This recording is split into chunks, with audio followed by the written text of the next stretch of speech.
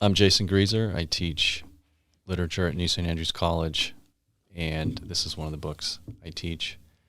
And I love to teach it. It's difficult. Some of the parts of this are going to be difficult, but part of the reason I wanted to read it was to try to work through some of the difficult lines. Book 1, The Argument. This first book proposes first, in brief, the whole subject, man's disobedience and the loss thereupon of paradise wherein he was placed, then touches the prime cause of his fall, the serpent, or rather Satan in the serpent, who revolting from God and drawing to his side many legions of angels, was by the command of God driven out of heaven with all his crew into the great deep. Which action passed over, the poem hastes into the midst of things, presenting Satan with his angels now fallen into hell, described here, not in the center, for heaven and earth may be supposed as yet not made, certainly not yet accursed, but in a place of utter darkness, fitliest called chaos. Here Satan with his angels lying on the burning lake, thunderstruck and astonished after a certain space recovers as from confusion, calls up him who next in order and dignity lay by him.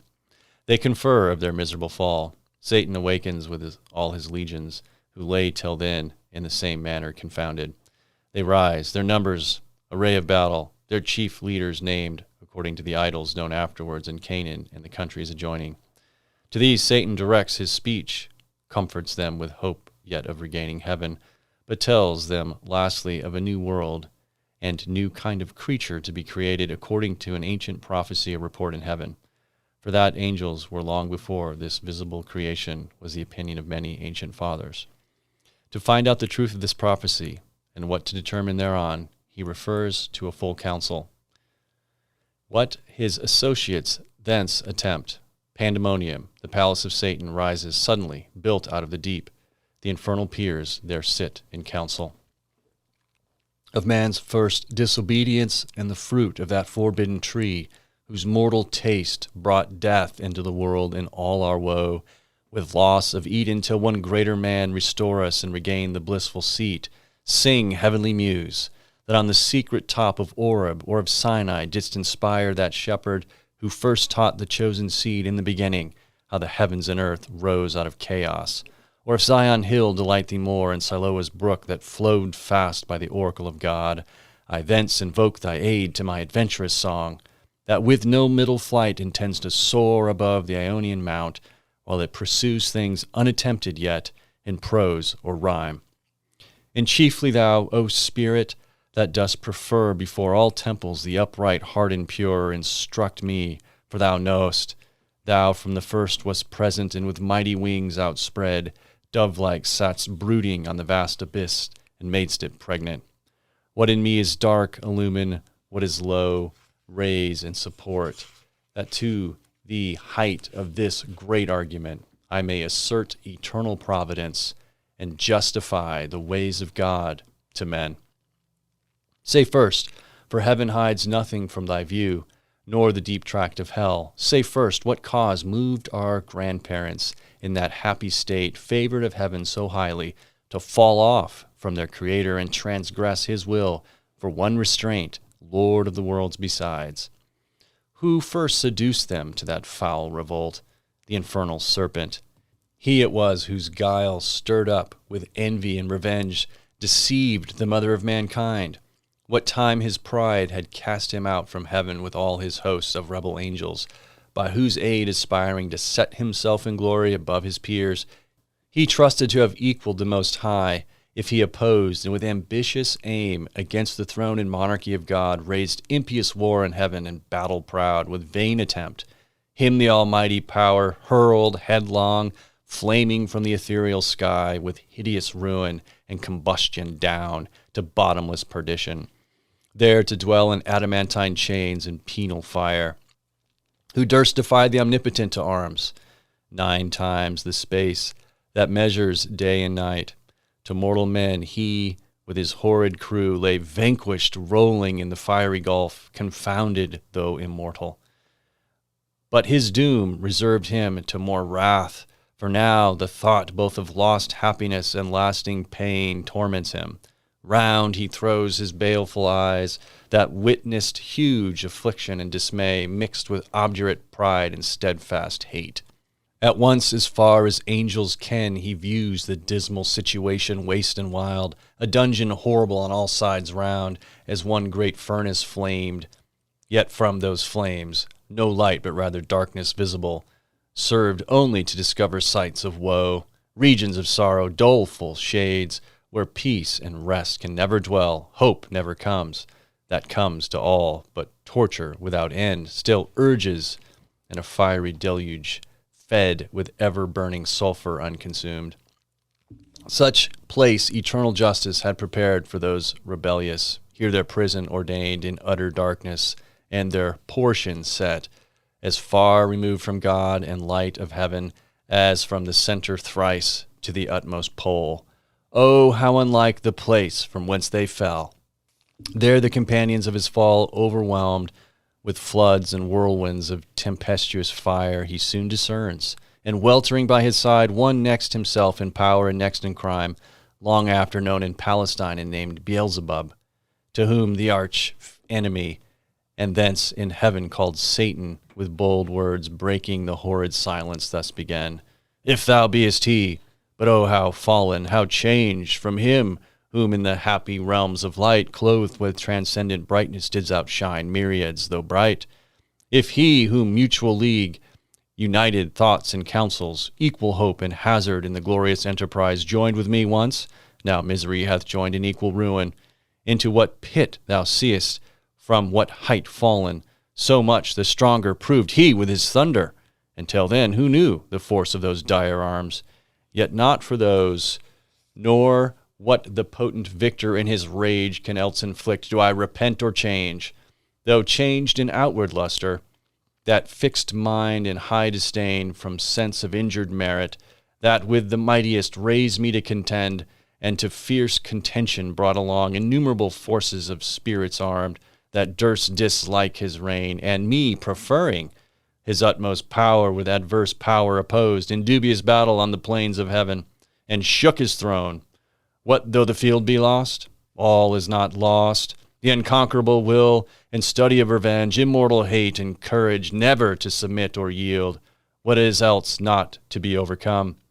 That glory never shall his wrath or might extort from me, to bow and sue for grace with suppliant knee and deify his power, who from the terror of this arm so late doubted his empire.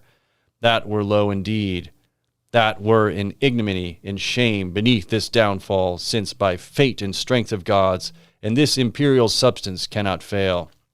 Since through experience of this great event, in arms not worse, in foresight much advanced, we may with more success hope resolve to wage by force or guile eternal war, irreconcilable to our grand foe, who now triumphs, and in the excess of joy, sole reigning, holds the tyranny of heaven. So spake the apostate angel, though in pain, vaunting aloud, but racked with deep despair. And him thus answering soon his bold compeer. O prince, O chief of many throned powers, that led the embattled seraphim to war, under thy conduct and in dreadful deeds, fearless, endangered heaven's perpetual king, and put to proof his high supremacy, whether upheld by strength or chance or fate, too well I see and rue the dire event, that with sad overthrow and foul defeat hath lost us heaven and all this mighty host in horrible destruction, laid thus low, as far as gods and heavenly essences can perish. For the mind and spirit remains invincible, and vigor soon returns, though all our glory, extinct and happy state, here swallowed up in endless misery. But what if he, our conqueror, whom I now of force believe almighty, since no less than such could have overpowered such force as ours, have left us this our spirit and strength entire, strongly to suffer and support our pains, that we may so suffice his vengeful ire, or do him mightier service as his thralls, by right of war, whatever his business be, here in the heart of hell to work in fire, or do his errands in the gloomy deep. What can it then avail, though yet we feel strength undiminished, or eternal being, to undergo eternal punishment? Whereto, with speedy words, the arch-fiend replied, Fallen cherub, to be weak is miserable, doing or suffering, but of this be sure, To do aught good will never be our task, but ever to do ill our sole delight, as being the contrary to his high will, whom we resist. If then his providence out of our evil seek to bring forth good, our labor must be to pervert that end, and out of good still to find means of evil, which oft times may succeed so as perhaps shall grieve him, if I fail not, and disturb his inmost counsels from their destined aim. But see, the angry victor hath recalled his ministers of vengeance and pursuit back to the gates of heaven. The sulphurous hail, shot after us in storm o'erblown, hath laid the fiery surge, and from the precipice of heaven received us falling.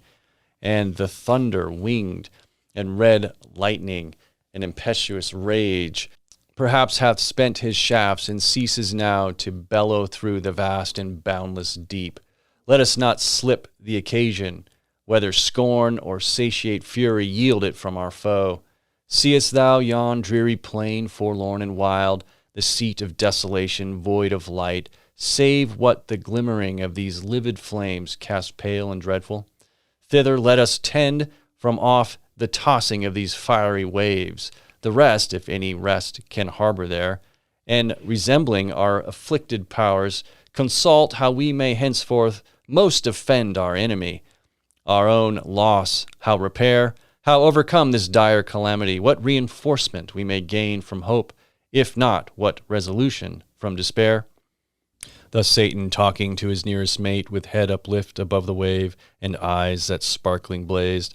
His other parts beside, prone on the flood, extended long and large, lay floating, many a rood in bulk as huge as whom the fables name of monstrous size. Titanian or earth-born, that warred on Jove, Briareus or Typhon, whom the den by ancient Tarsus held, or the sea-beast Leviathan, which god of all his works created hugest that swim the ocean stream, him haply slumbering on the Norway foam, the pilot of some small night-foundered skiff, deeming some island oft, as seamen tell, with fixed anchor and his scaly rind, moors by his side under the lee, while night invests the sea with wished morn delays. So stretched out huge in length the arched fiend lay, chained on the burning lake, nor ever thence had risen or heaved his head, but the will and high permission of all-ruling heaven left him at large to his own dark designs, that with reiterated crimes he might heap on himself damnation, while he sought evil to others, and enraged might see how all his malice served but to bring forth infinite goodness, grace, and mercy shown on man by him seduced, but on himself trouble, confusion, wrath, and vengeance poured. Forthwith upright he rears from off the pool his mighty stature. On each hand the flames, driven backwards, slope their pointing spires, and rolled in billows leave in the midst a horrid veil. Then with expanded wings he steers his flight, aloft incumbent on the dusky air that felt unusual weight, till on dry land he lights. If it were land that ever burned with solid as the lake with liquid fire, and such appeared in hue, as when the force of subterranean wind transports a hill torn from Pelorus, or the shattered side of thundering Etna, whose combustible and fueled entrails, thence conceiving fires sublimed with mineral fury, aid the winds, and leave the singed bottom all involved with stench and smoke. Such resting found the soul of unblessed feet. Him followed the next mate, both glorying to have scaped the Stygian flood, as gods and by their own recovered strength, not by the sufferance of supernal power. Is this the region, this the soil, the clime, said then the lost archangel, this the seat that we must change for heaven, this mournful gloom for that celestial light? Be it so, since he who now is sovereign can dispose and bid what shall be right. Farthest from him is best whom reason hath equaled, force hath made supreme above his equals. Farewell, happy fields, where joy forever dwells. Hail, horrors, hail, infernal world. And thou, profoundest hell, receive thy new possessor, one who brings a mind not to be changed by place or time. The mind is its own place, and in itself can make a heaven of hell, a hell of heaven. What matter where, if I be still the same, and what I should be? all but less than he whom thunder hath made greater. Here at least we shall be free. The Almighty hath not built here for his envy, will not drive us hence. Here we may reign secure, and in my choice, to reign is worth ambition, though in hell. Better to reign in hell than serve in heaven. But wherefore, let me then our faithful friends, the associates and co-partners of our loss, lie thus astonished on the oblivious pool, and call them not to share with us their part in this happy mansion, or once more with rallied arms to try what may be yet regained in heaven, or what more lost in hell. So Satan spake. With him Beelzebub thus answered, Leader of those armies bright, which but the omnipotent none could have foiled, if once they hear that voice, their liveliest pledge of hope and fears and dangers heard so oft in worst extremes, and on the perilous edge of battle, when it raged in all assaults, their surest signal, they will soon resume new courage and revive, though now they lie groveling and prostrate on yon lake of fire, as we erstwhile, astounded and amazed. No wonder fallen such a pernicious height. He scarce had ceased when the superior fiend was moving toward the shore, his ponderous shield, ethereal temper, massy, large, and round, behind him cast. The broad circumference hung on his shoulders like the moon whose orb, through optic glass, the Tuscan artist views at evening from the top of Fiesole, or in Valdarno to descry new lands, rivers, or mountains in her spotty globe. His spear, to equal which the tallest pine hewn on Norwegian hills to be the mast of some great admiral, were but a wand. He walked, and to support uneasy steps over the burning marl, not like those steps on heaven's azure. And the horrid climb smote on him sore besides, vaulted with fire. Not less he so endured, till on the beach of that inflamed sea he stood and called his legions angels, forms who lay in trance thick as autumnal leaves that strewn the brooks of Vallombrosa, where the Etrurian shades high overarched embower, or scattered sedge afloat when the fierce winds Orion armed hath vexed the red sea coast, whose waves o'erthrew Busiris and his Memphian chivalry. While with perfidious hatred they pursued the sojourners of Goshen, who beheld from the safe shore their floating carcasses and broken chariot wheels. So thick bestrown, abject and lost lay these, covering the flood under amazement of their hideous change. He called so loud that all the hollow deep of hell resounded. Princes, potentates, warriors, the flower of heaven once yours now lost, if such astonishment as this can seize eternal spirits, or have ye chosen this place, after the toil of battle, to repose your wearied virtue, for the ease you find to slumber here as in the vales of heaven? Or in this abject posture have ye sworn to adore the conqueror, who now beholds cherub and seraph rolling in the flood, with scattered arms and ensigns, till anon his swift pursuers from heaven's gates discern the advantage in descending, tread us down, thus drooping, or with linked thunderbolts transfix us to the bottom of this gulf? Awake, arise, or be forever fallen. They heard and were abashed, and up they sprung upon the wing, as when men wont to watch on duty, sleeping, found by whom they dread, rouse and bestir themselves ere well awake. Nor did they not perceive their evil plight in which they were, or the fierce pains not feel, yet to their general's voice they soon obeyed innumerable. As when the potent rod of Amram's son in Egypt's evil day waved round the coast up-called a pitchy cloud of locusts, warping on the eastern wind, that o'er the realm of impious Pharaoh hung like night and darkened all the land of Nile. So numberless were those bad angels seen, hovering on wing under the cope of hell, twixt upper, nether, and surrounding fires, till a signal given, the uplifted spear of their great sultan waving to direct their course in even balance down they light on the firm brimstone and fill all the plain, a multitude like which the populous north poured never from her frozen loins to pass rain or the Danal when her barbarous sons came like a deluge on the south and spread beneath Gibraltar and the Libyan sands. Forthwith from every squadron and each band the heads and leaders thither haste where stood their great commander.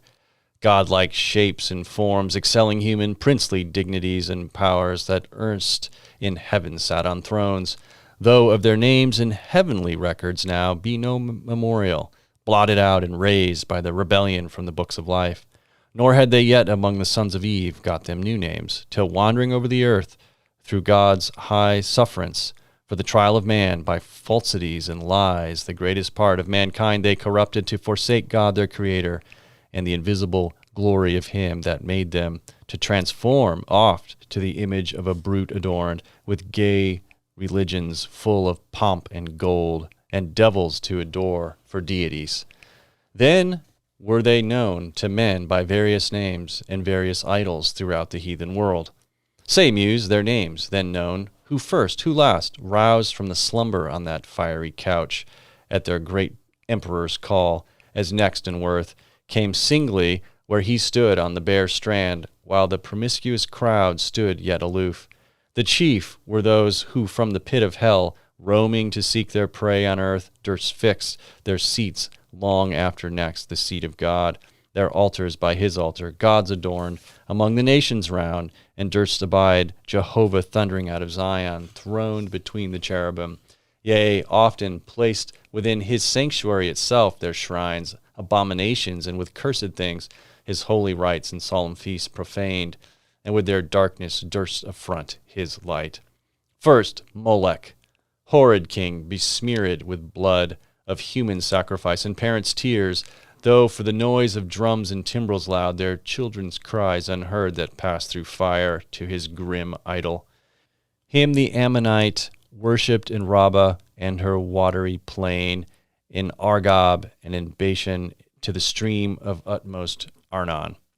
Nor content with such audacious neighborhood, the wisest heart of Solomon he led by fraud to build his temple right against the temple of God on that opprobrious hill, and made his grove the pleasant valley of Hinnom, Tophet thence in black Gehenna called, the type of hell. Next, Chemos, the obscene dread of Moab's sons, from Aroer to Nebo, in the wild of southmost Abiram to Heshbon, and Horonaim, Seon's realm, beyond the flowery dale of Sibmah, clad with vines, and Eleale to the asphaltic pool, Peor his other name, when he enticed Israel and Sittim on their march from Nile to do him wanton rites which cost them woe. Yet thence his lustful orgies he enlarged even to the hill of scandal by the grove of Molech homicide, lust hard by hate, till good Josiah drove them thence to hell. With these came they, who from the bordering flood of old Euphrates to the brook that parts Egypt from Syrian ground had general names, Baalim, Baalim, and Ashtaroth, those male, these feminine, for spirits, when they please, can either sex assume or both, so soft and uncompounded is their essence pure, not tied or manacled with joint or limb, nor founded on the brittle strength of bones, like cumbrous flesh, but in what shape they choose, dilated or condensed, bright or obscure, can execute their airy purposes and works of love or enmity fulfill. For those the race of Israel oft forsook their living strength, and unfrequenting left his righteous altar, bowing lowly down to bestial gods, for which their heads as low bowed down in battle, sunk before the spear of despicable foes. With these in troop came Ashtaroth, whom the Phoenicians called Astarte, queen of heaven, with crescent horns, to whose bright image nightly by the moon's Sidonian virgins paid their vows and songs. In Sion also not unsung were stood her temple on the offensive mountain, built by that uxorious king, whose heart, though large, beguiled by fair idolatresses, fell to idols foul. Thammuz came next behind, whose annual wound in Lebanon allured the Syrian damsels to lament his fate. In amorous deities all the summer's day, while smooth Adonis from his native rock ran purple to the sea, supposed with blood of Thammuz yearly wounded.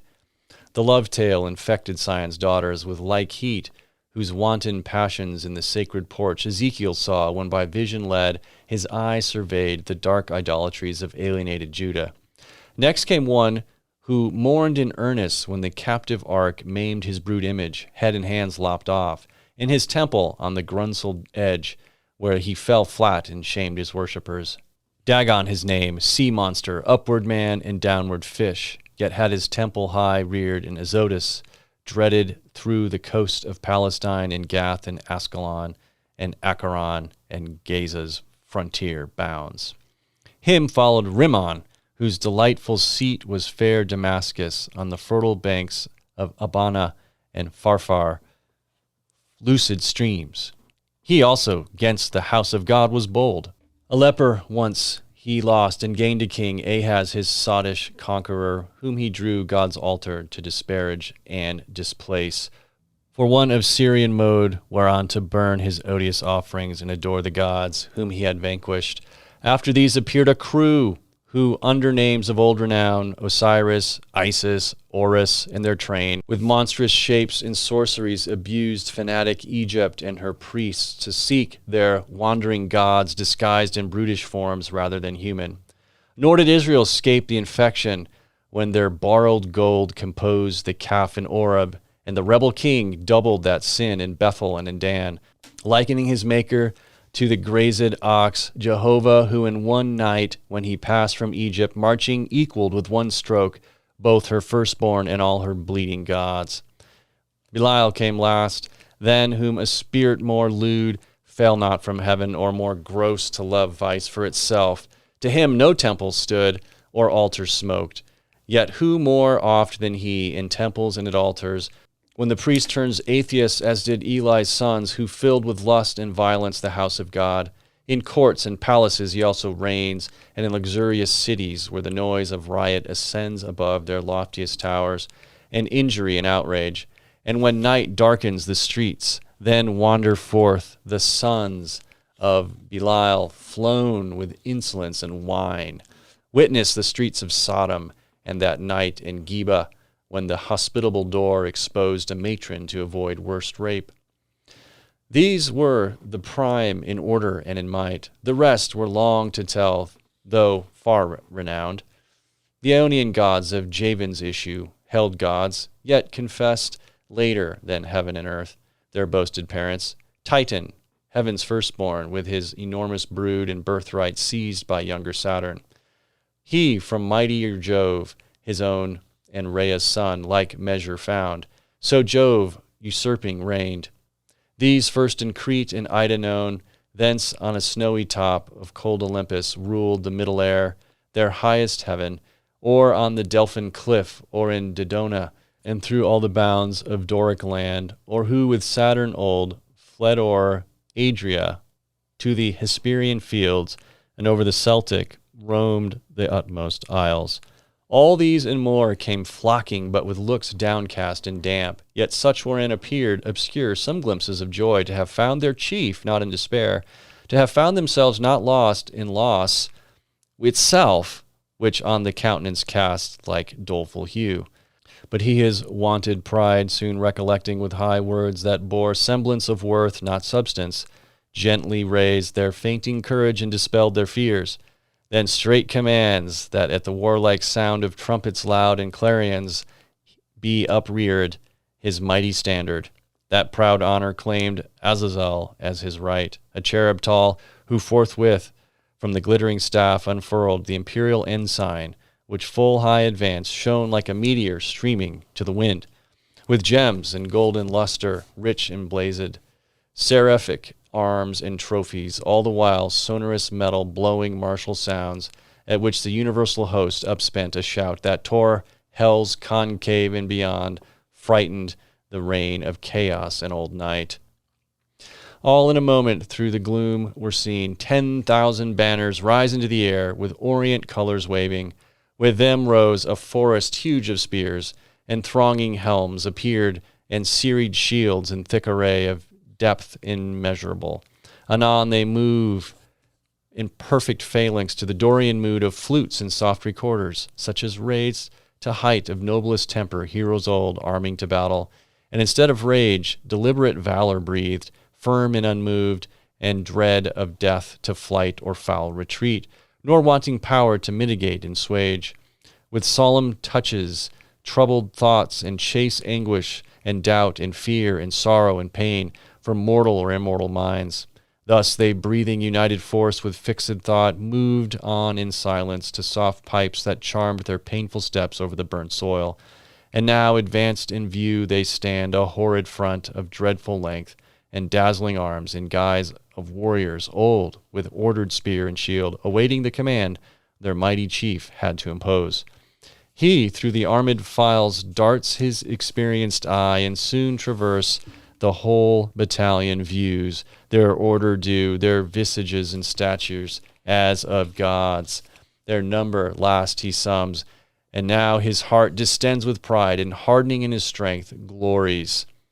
For never since created man met such embodied force as named with these could merit more than that small infantry warred on by cranes, though all the giant brood of Phlegra with the heroic race were joined, that fought at Thebes and Ilium, on each side mixed with auxiliar gods, and what resounds in fable or romance of Uther's sons, begirt with British and Armoric knights, and all who since, baptized or infidel, jousted in Asparamont or Montalban, Damasco or Moroc or Trebizond, or whom Biserta sent from Afric shore, when Charlemagne with all his peerage fell by Fontarabia.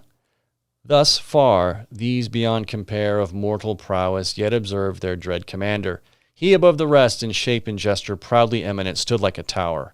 His form had not yet lost all her original brightness, nor appeared less than archangel ruined, and the excess of glory obscured, as when the sun, new risen, looks through the horizontal misty air shorn of his beams, or from behind the moon in dim eclipse disastrous twilight sheds on half the nations, and with fear of change perplexes monarchs. Darkened so, yet shone above them all the archangel, but his face deep scars of thunder had entrenched, and care sat on his faded cheek, but under brows of dauntless courage and considerate pride, waiting revenge.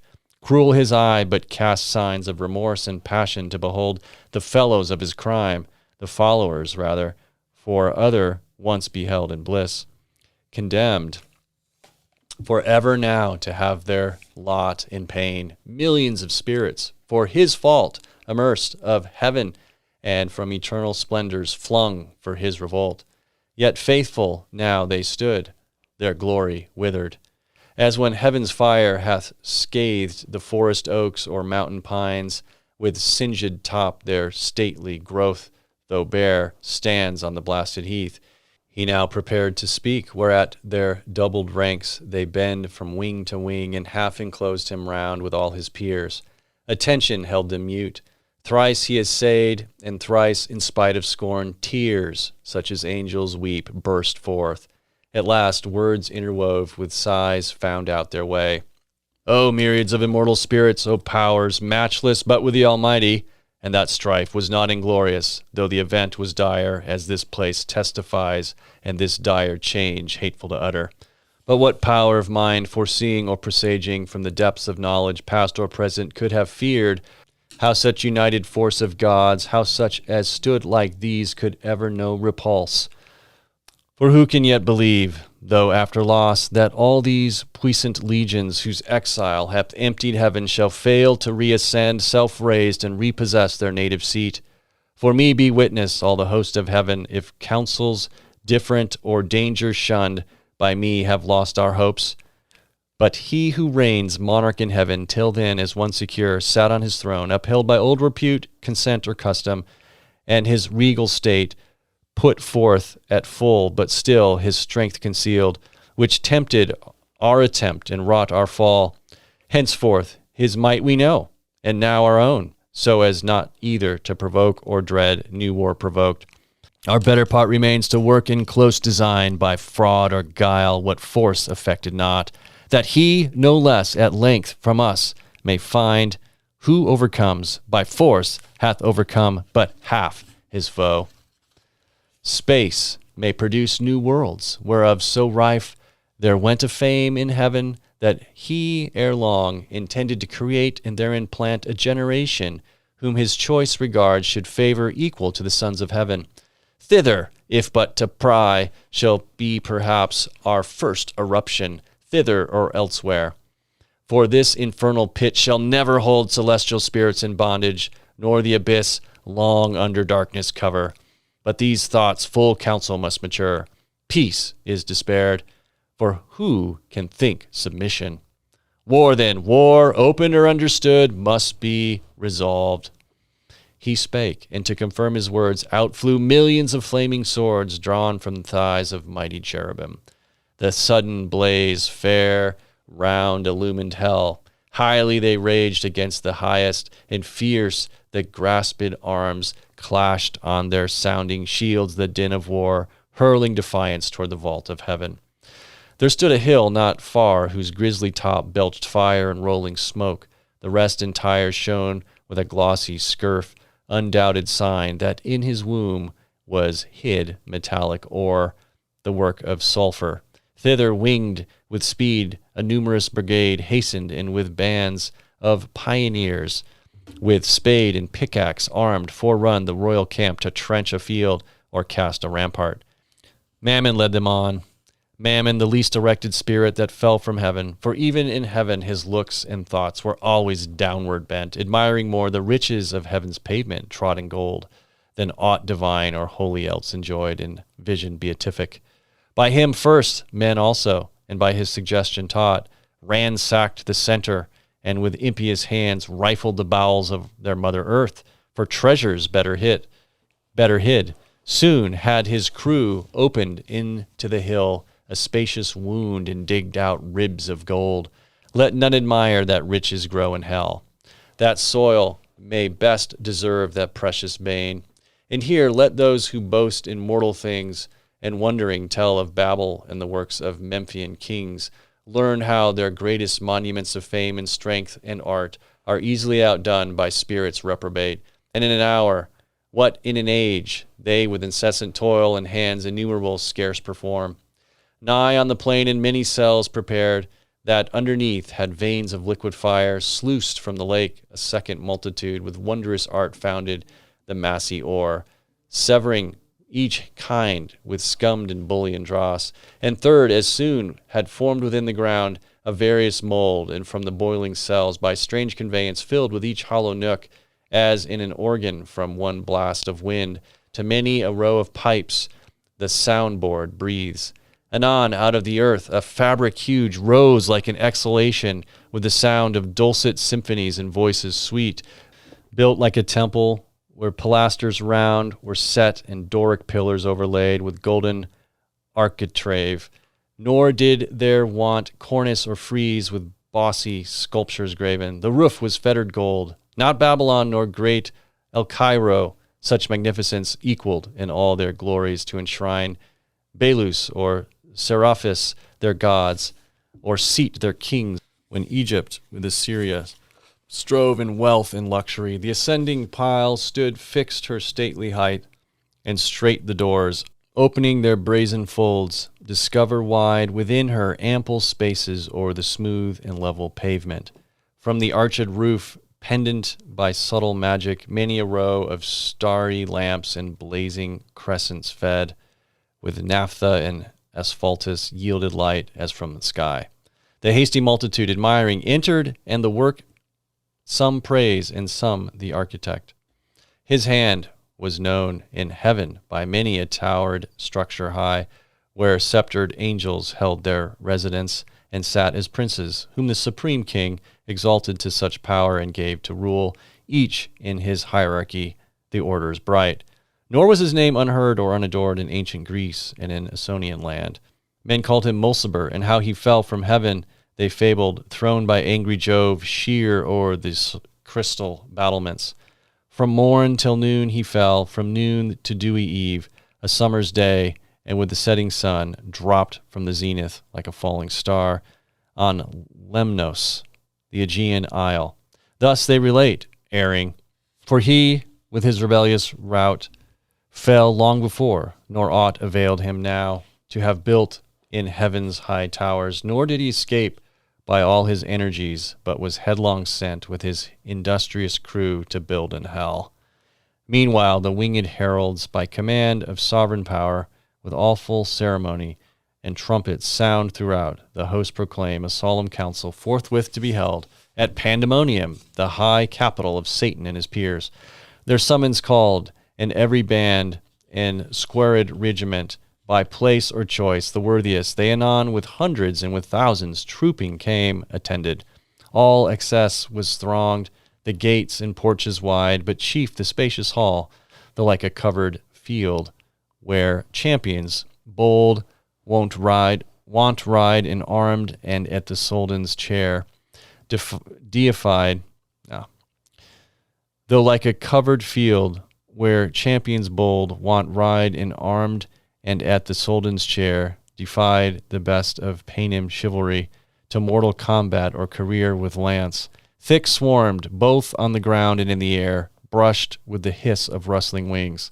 As bees in springtime, when the sun with Taurus rides, pour forth their populous youth about the hive in clusters, they among fresh dews and flowers fly to and fro, or on the smoothed plank, the suburb, or fly to and fro, or on the smoothed plank, the suburb of their straw-built citadel, new rubbed with balm, expatiate and confer their state affairs, so thick the airy crowd swarmed and were straitened, till the signal given, behold a wonder, they but now who seemed in bigness to surpass earth's giant sons, now less than smallest dwarfs in narrow room, thronged numberless like the Paynim face beyond the Indian mount, or fairy elves, whose midnight revels by a forest side, or fountain some belated peasant sees, or dreams he sees, while overhead the moon sits arbitress, and nearer to the earth wheels her pale course.